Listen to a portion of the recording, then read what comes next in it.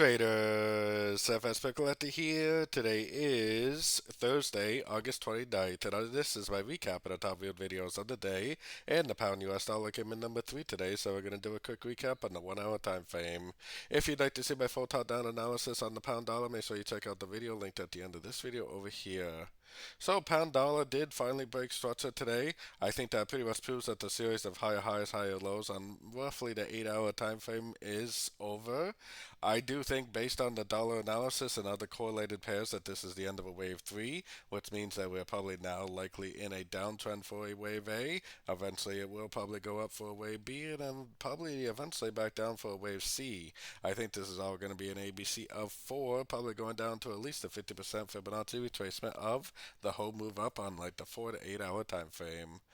So tomorrow is Friday, but we do have some pretty decent news tomorrow. And the next thing to look out for is actually JPY news in the Asian session. We got CPI for the JPY. We got Aussie news, retail sales. We got CPI for the Euro tomorrow, definitely pretty decent.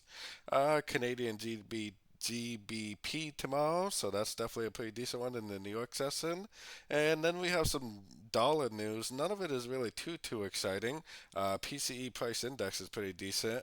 And consumer sentiment, there's two versions of this, and the primary one is normally the one that really moves the market. This is the revised version, so normally not a big market mover, but we got CPI for the JPY, CPI for the Euro, some Canadian news, and PCE to pay attention to tomorrow for possible movements on those pairs.